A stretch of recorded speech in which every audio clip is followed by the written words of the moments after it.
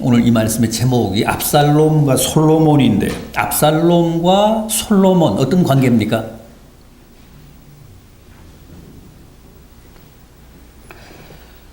형제잖아요. 둘 다 다윗의 아들들입니다. 다만 배다른 형제, 이복 형제입니다.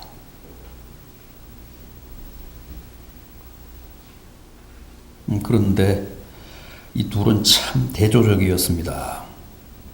우선 압살롬은 성경에 나오는 대표적인 패륜아입니다.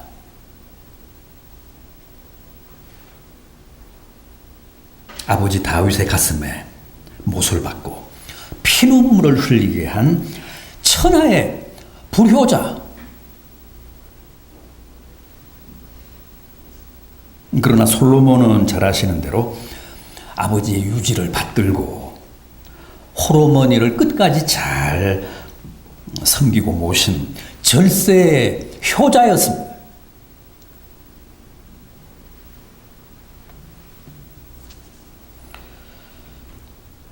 그럼 먼저 형인 압살롬부터 한번 보겠습니다. 먼저 퀴즈입니다. 미갈, 아비가일, 아히노암, 마아가, 핫깃, 아비달, 에글라, 밧세바, 아비사.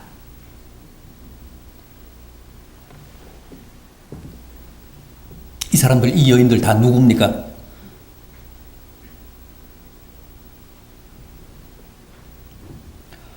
퀴즈인데 맞추셔야죠. 다윗의 아내들이죠. 성경에 그 이름이 밝혀진 사람만 약 10여 명 정도 됩니다. 그럼 다윗의 자식은요? 자식은 약 20명 정도 됩니다.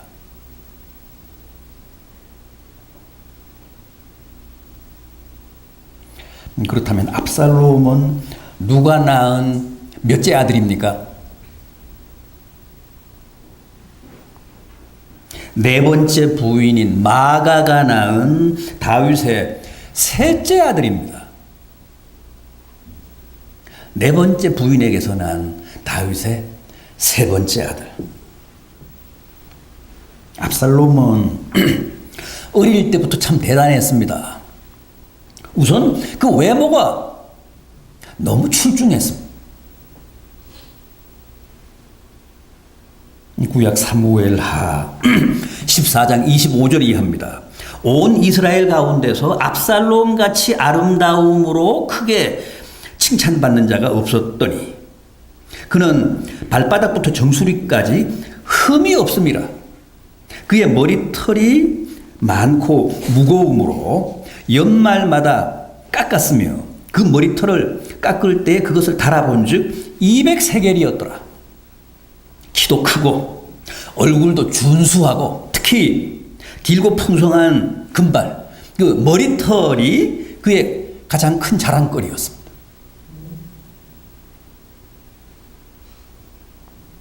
실제 다윗도 셋째 아들인 이 압살롬을 가장 총애하며 그 어떤 아들들보다도 늘 자기 곁에 두고 싶어 했습니다. 사실 다윗은 이 압살롬을 자기의 후계자로 생각을 했습니다. 그러던 중에 무슨 일이 벌어집니까? 다윗의 첫째 아들인 암논이 압살롬의 누이인 다말을 범하잖아요. 그러니까 맞이인 암논이 자기 이복 여동생인 다말을 성폭행한 겁니다.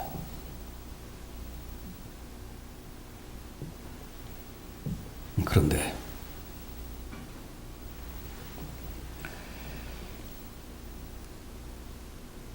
그 암논에게 당한 다말이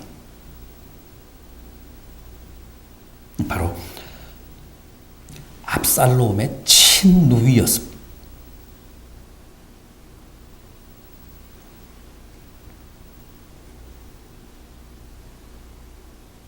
그래서 어떻게 됐습니까? 압살롬이 은밀하게 치밀하게 복수의 칼을 갈며 때를 기다리다가 결국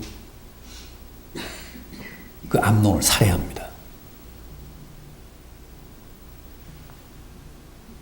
자기의 형을 살해합니다. 사무엘하 13장을 보면 이 소식을 들은 다윗이 자기 옷을 찢고 땅에 드러누워 심히 통곡했다고 했고 여러 날을 몹시 슬퍼했다고 했습니다. 그런데 문제는 압살롬의 만행이 거기서 끝나지 않았다는 겁니다. 또 어떻게 했습니까? 더 결정적이고 더 치명적인 반역을 모의합니다. 이번에는 아예 아버지인 다윗 왕을 죽이고 자신이 그 권좌를 차지하려고 다윗의 신복인 뛰어난 책사 아히도벨까지 매수해서 마침내 아버지의 등에 칼을 꽂습니다. 사무엘하 15장 13절 이하를 보면 다윗이 모든 신하들에게 이르되 일어나 도망하자. 그렇지 아니하면 우리 중 한 사람도 살아남지 못하리라. 빨리 가자. 두렵건대 저가 우리를 급히 따라와 칼로 칠까 하노라. 그러면서 피난길에 오르는데 다윗이 이때 신발도 제대로 신지 못하고 거의 맨발로 예루살렘 성을 빠져나와 울며 감람산을 넘었다고 했습니다.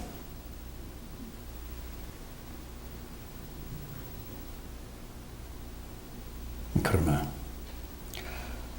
충과 효 대신에 반역과 불효를 일삼으며 형을 살해하고 결국 아버지마저도 해치려고 했던 압살롬은 결코 복되지 않았습니다. 어떻게 됐습니까? 반란군을 지휘하며 노새를 타고 진압군 정부군과 싸우다가 압살롬의 반란군이 밀립니다. 전세에서. 그래서 급히 후퇴를 하며 숲속으로 도주를 하는데 거기서 어처구니 없는 일이 벌어지잖아요. 노새를 타고 빽빽한 상수리나무 숲을 달리는데 그만 그가 그토록 자랑하던 길고 풍성한 금발이 상수리나무 가지에 휘감기고 말았습니다. 어떻게 됐습니까? 노새는 아래로 빠져나가고 압살롬은 머리채가 상수리나무 가지에 걸린 채 대롱대롱 매달리게 된 겁니다. 그때 그 뒤를 쫓던 진압군 대장 요압이 달려가서 공중부양 상태인 압살롬의 심장에 단창 3개를 꽂습니다.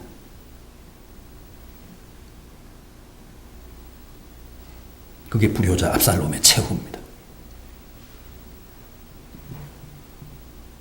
그 처참한 소식을 보고받은 아버지 다윗이 어떻게 했습니까? 사무엘하 18장 33절입니다. 왕의 마음이 심히 아파 위층으로 올라가 우니라. 그가 올라가며 내 아들 압살롬아 내 아들 압살롬아 차라리 내가 너를 대신하여 죽었다면 좋았을 것을 내 아들아 하더라. 이게 부모의 심정입니다. 아비를 죽이고 아비의 권력을 빼앗으려고 반란을 일으킨 아들이지만 막상 그 아들이 비명에 가자 그렇게도 슬퍼하며 가슴 아파할 수가 없었습니다. 다윗이 너무 울며 너무 슬퍼하니까 요압을 비롯한 진압군 지휘관들이 다윗을 찾아가서 항의까지 하잖아요. 정말 너무하십니다. 반란군 수개를 처단했다고 그렇게 슬퍼하시면 그 쿠데타 세력을 제압하고 나라를 위기에서 구한 저희는 다 뭡니까?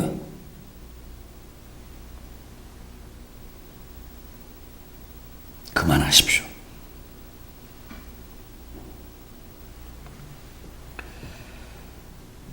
그렇게 했을 만큼 불효자요 반역자인 압살롬의 죽음을 다윗이 가슴 아파했습니다. 여러분, 바울은 에베소서 6장 1절 이하에서 내 부모를 공경하라고 한 10계명의 제5계명을 뭐라고 했죠? 약속이 있는 첫 계명이라고 했습니다. 아닌 게 아니라 다른 계명들은 다 외마디 명령으로 끝납니다. 제1계명 다른 신을 섬기지 말라. 제2계명 우상을 만들지 말라. 제3계명 하나님의 이름을 망령되이 일컫지 말라. 제4계명 안식일을 기억하고 거룩하게 지키라. 다 외마디 명령이잖아요. 그런데 제5계명인 내 부모를 공경하라는 말씀만큼은 축복이 약속이 되어 있다는 겁니다. 어떤 약속이요? 그리하면 네가 땅에서 잘 되고 장수한다. 네가 땅에서 잘 되고 장수하리라. 제5계명에는 그런 약속이 전제가 되어 있습니다.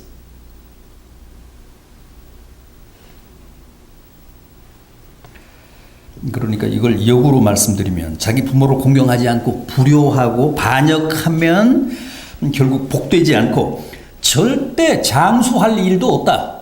그런 말씀입니다.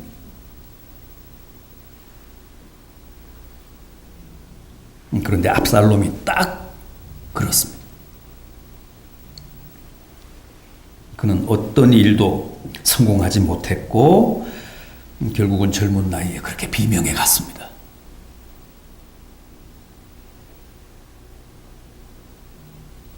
그런데 비록 배는 다르지만 그 압살롬의 동생이었던 솔로몬은 그렇지 않았습니다. 압살롬이 불효의 화신이었다면 솔로몬은 정말 보기 드문 효의 모범이자 귀감이었습니다. 솔로몬의 어머니가 누굽니까?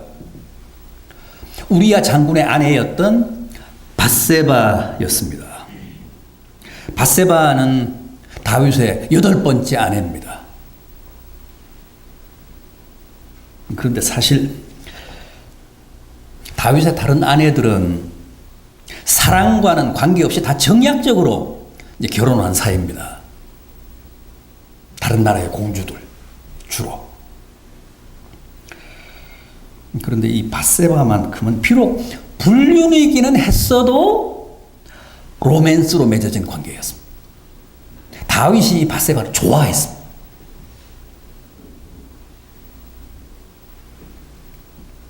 그래서 자기 수하에 그 우리아라고 하는 장군의 아내였는데 빼앗았잖아요.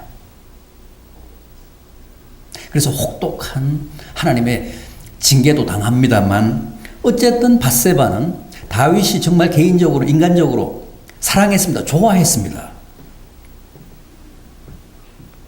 그리고 그 밧세바에게서 다윗의 9번째 아들인 솔로몬이 태어나는데 자기가 사랑하는 사람에게서 난 아들이어서 그런지 전에 압살롬을 사랑하던 이상으로 다윗이 솔로몬을 사랑했습니다.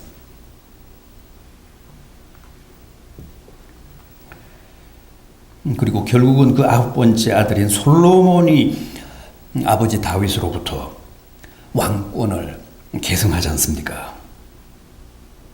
하나님도 그렇게 하라고 하셨습니다. 솔로몬에게 왕좌를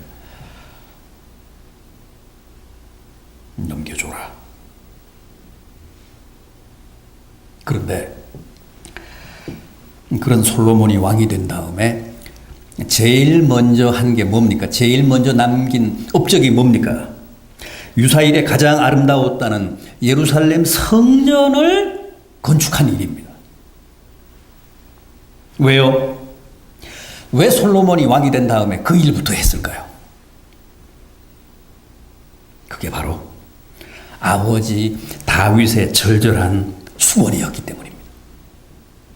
자기의 소원이었다기보다는 아버지의 소원이었습니다.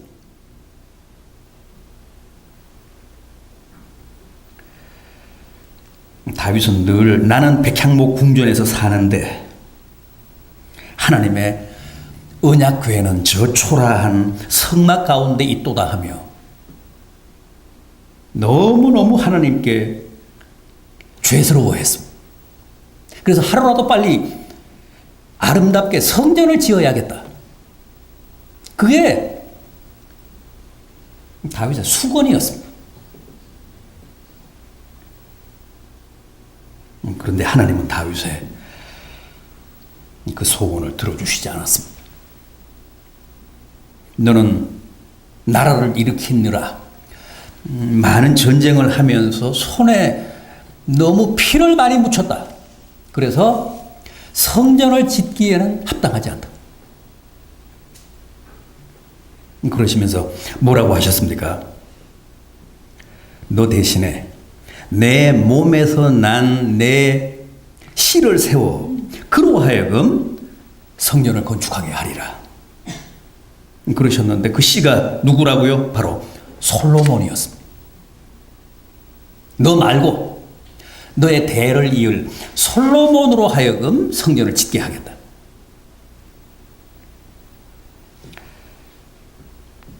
따라서 솔로몬의 예루살렘 성전 건축은 자신의 소원이었다기보다는 선친인 다윗의 유지였습니다.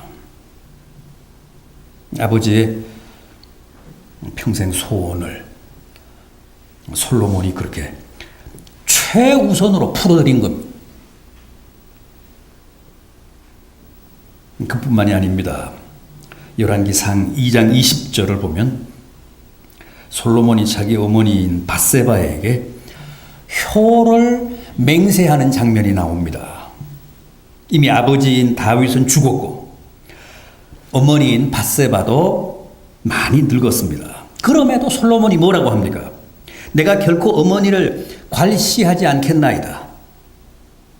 그게 무엇이든 내가 결코 어머니의 청을 거절하지 아니하리이다. 그러면서 다짐하고 맹세합니다.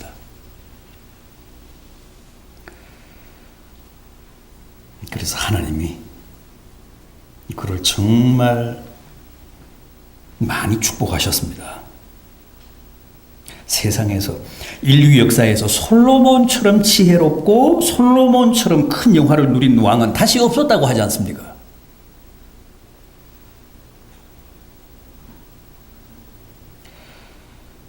자, 그런데 오늘 제가 봉독해드린 이 잠언서 본문이 바로 이런 절세의 효자인 솔로몬이 우리에게 가르치는 효도법입니다.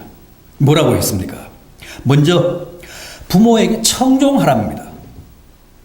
본문 22절 상반절을 보십시오. 너는 아비에게 청종하고. 솔로몬은 부모에 대한 자식의 첫 번째 도리가 바로 청종. 부모의 말씀을 잘 듣고 거기에 순종, 복종하는 것이라고 했습니다. 신명기 21장 18절 이하, 또 출애굽기 21장 17절, 또 잠언서 3장 17절 가운데 보면 부모의 말씀에 청종하지 않는 자식은 돌로 쳐 죽이라고 했습니다.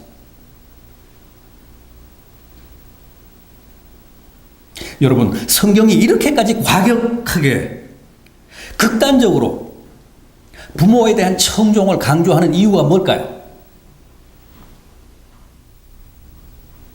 부모의 말씀에 대한 청종과 하나님의 말씀에 대한 청종이 본질적으로 다르지 않고 같다고 보기 때문에 그렇습니다.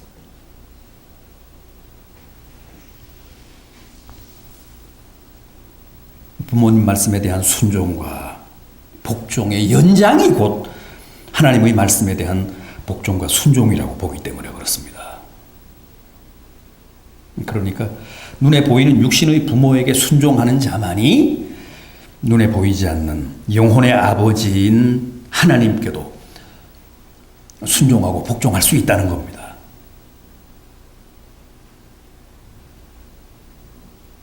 하나님 공경. 하나님 뜻에 하나님 말씀에 대한 청종이 부모 공경, 부모의 말씀에 대한 청종으로 검증이 되고 확인이 되어야 된다는 겁니다.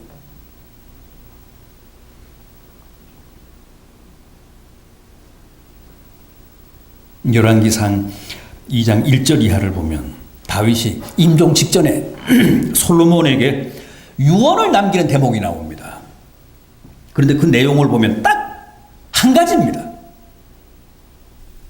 하나님의 말씀에 청종하라. 하나님의 말씀을 잘 듣고 거기에 순종하라, 복종하라. 그겁니다. 나라를 잘 지키라. 무슨 영토를 더 넓히라.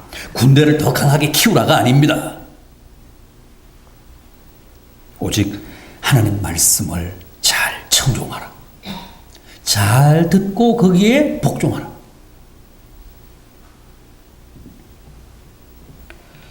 그런데 하나님 말씀을 잘 듣고 순종하기 위해서는 먼저 부모님의 말씀을 잘 듣고 순종해야 합니다.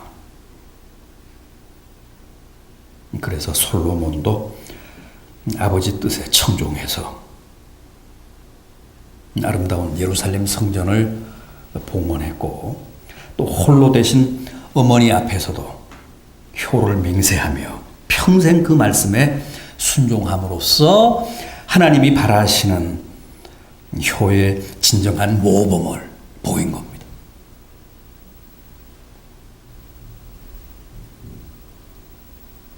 성경은 주님도 죽기까지 아버지의 뜻에 복종하셨다고 합니다. 그랬기 때문에 하나님이 그를 지극히 높여서 모든 이름 위에 뛰어난 이름을 주사 하늘에 있는 자들과 땅에 있는 자들과 땅 아래에 있는 자들로 모든 무릎을 그분 앞에 꿇게 하셨다고 했습니다. 십자가 앞에서도 주님은 실제 그렇게 기도하셨잖아요. 내 뜻대로 마옵시고 아버지의 원대로 하옵소서. 그게 청종입니다.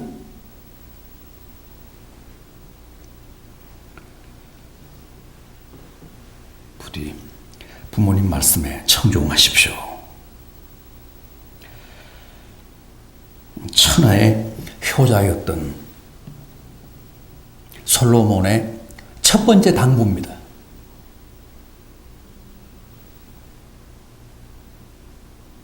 다음은 부모를 무시하지 말라고 합니다. 22절 하반절을 보십시오. 내 늙은 어미를 경히 여기지 말라. 경히 여기지 말라는 말씀은 부모님이 늙었다고 함부로 대하거나 무시하거나 소외하지 말라는, 학대하지 말라는 겁니다.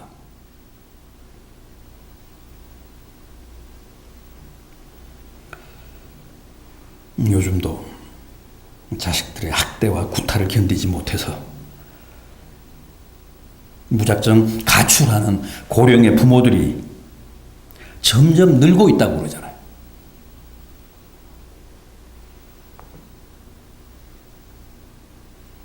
신명기 27장 16절을 보면 부모를 경히 여기는 자는 반드시 저주를 받는다고 했습니다.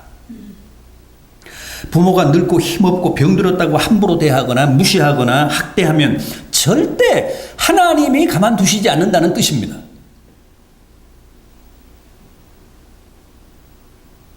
그런 자식은 반드시 하나님이 손을 보십니다. 왜 그럴까요? 그것은 궁극적으로 하나님을 멸시하는 행위이기 때문에 그렇습니다. 그래서 하나님이 심판하시는 겁니다.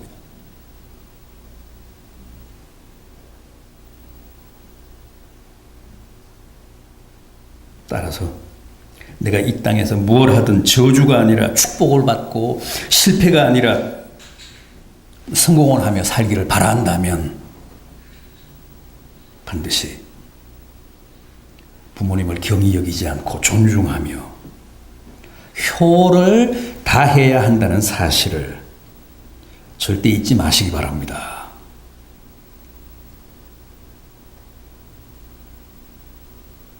내가 이 땅에서 하는 일이 잘 되고 또 건강하게 오래 사는 일이 놀랍게도 뜻밖에도 효하고 이게 연동이 되어 있다는 사실을, 그게 성경의 가르침이라는 사실을 꼭 기억하시기 바랍니다. 그런데도 세상 사람들은 뭔가 잘못 알고 있습니다. 부모님이 살아계실 때는 서로 안 보시려고 그러잖아요. 그래서 형제들끼리 막 싸우잖아요. 그러다가도 일단 돌아가시고 나면 제사는 악착같이 지내려고 합니다. 그래야 복 받는다고 생각하기 때문에 그렇습니다. 그런 법은 없습니다. 그런 사람은 복이 아니라 저주를 받는다는 게 성경의 가르침입니다. 부모님이 살아 계실 때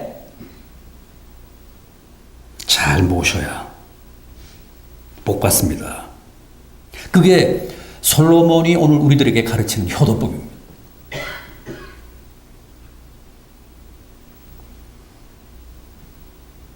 하나 더 있습니다. 23절입니다. 23절 한번 보십시오. 진리를 사되 팔지는 말며 지혜와 훈계와 명철도 그리할지니라. 이것은 부모님의 바람과 기대를 저버리지 말라는 뜻입니다. 부모님들은 다 내 자식에 대한 나름의 바람이 있습니다. 유대인 부모들은 주로 자식들이 진리를 사고 평생 지혜와 명철을 쫓아 살기를 주문했습니다. 아무튼 자식들은 최대한 부모님의 그런 기대에 부응하며 사는 게 옳고 바람직하다는 겁니다. 그게 부모님에게는 가장 큰 보람이고 기쁨이고 행복이 되기 때문에 그렇습니다. 그러나 현실은 어떻습니까? 과연 부모의 기대와 바람에 만족을 드리며 사는 자식들이 얼마나 될까요? 참 어려운 얘기입니다. 우리는 다 부모님의 기대에 한참 못 미치는 사람들입니다. 부모의 성에 한참 덜 찹니다. 그래서 부모님들이 늘 자식들에 대해 아쉬워하고 안타까워하고 속상해 하시잖아요. 물론 부모님들도 자식들에 대한 기대치를 많이 낮추셔야 합니다. 맹목적으로 자기 자식을 과대평가하면서 자기가 이루지 못한 꿈을 자식들이 이루어주기를 기대하는 것은 더 이상 현실성이 없습니다. 지금은 그런 세상이 아니잖아요.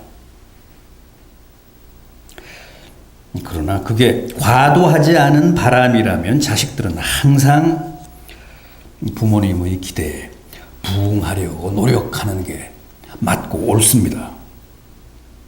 솔로몬은 그랬습니다. 그는 정말 부모님의 바람과 기대에 누구보다도 충실히 응답하며 살았습니다. 아버지의 유지와 어머니의 소원을 다 잘 들어드렸습니다.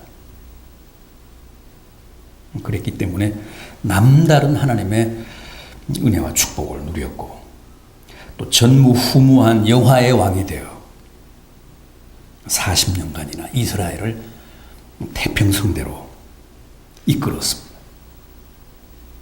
부디 이 솔로몬처럼 부모님께 효를 다하셔서 여러분 생애가 더욱 복되고 또 풍성하고 아름다운 성도들이 되시기를 진심으로 기원합니다. 기도하시겠습니다.